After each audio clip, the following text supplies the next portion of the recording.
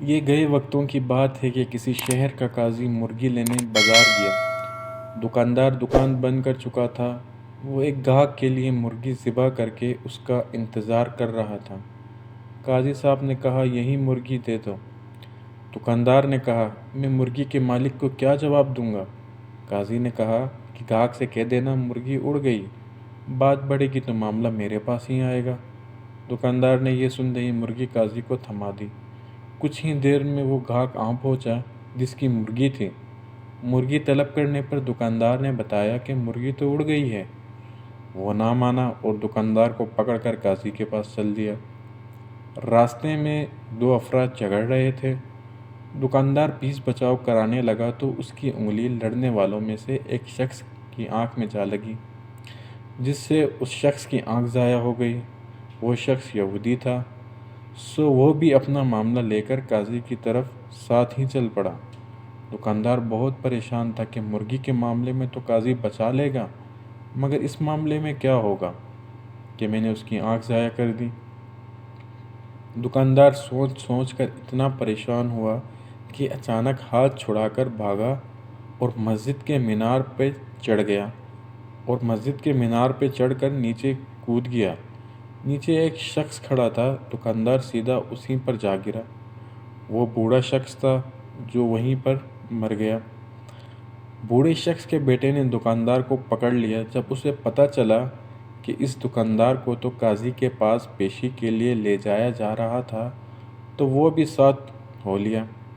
معاملہ قاضی کی عدالت میں پہنچا تو سب سے پہلے مرغی والے گاہک نے اپنا مقدمہ پیش کیا کہ میں مرغی ذبح کروا گیا تھا۔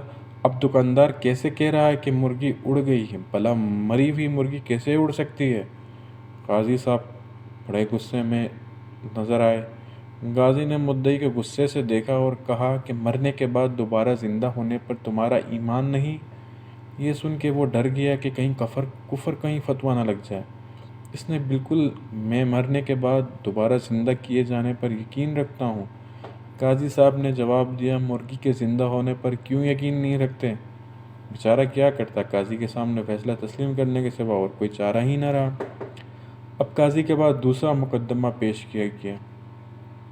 دکاندار نے ایک یہودی کی آنکھ پھوڑ دی تھی اور یہودی قصاص کا طلبگار تھا۔ چونکہ یہودی کے لیے قصاص آدھا مقرر تھا، اس لیے قاضی صاحب نے فیصلہ سنا دیا، دکاندار نے یہودی کی ایک آنکھ پھوڑی ہے، اس لیے نصف قصاص دشوار ہوگا۔ بہتر ہے کہ دکاندار یہودی کی دوسری آنکھ بھی پھوڑ دے اور یہودی بدلے میں نصف قصاص یعنی دکاندار کی ایک آنکھ پھوڑے گا۔ فیصلہ سنتے ہی یہودی کی سٹی گم ہو گئی کہ اگر دوسری آنکھ بھی چلی گئی تو کہیں کا نہیں رہوں گا۔ اس نے اپنی جان بچانے کے لیے دکاندار کو معاف کر دیا۔ اب تیسرے مقدمے میں بوڑھے کا بیٹا قاضی کے روبرو پیش تھا۔ قاضی جی نے معاملہ توجہ سے سنا اور فیصلہ سنا دیا، دکاندار کو مسجد کے اسی مینار کے آگے کھڑا کر دیا جائے اور مرنے والے بوڑھے کا بیٹا مینار کی اسی کھڑکی سے دکاندار پر چھلانگ لگا دے اور اس کی جان لے لے اور اپنا قصاص وصول کر لے۔ یہ سن کے ہی بوڑھے کا بیٹا پریشان ہو گیا۔ بوڑھے کے بیٹے نے قاضی سے کہا، قاضی صاحب اگر دکاندار ذرا سا بھی ادھر ادھر ہوا تو میری اپنی جان چلی جائے گی۔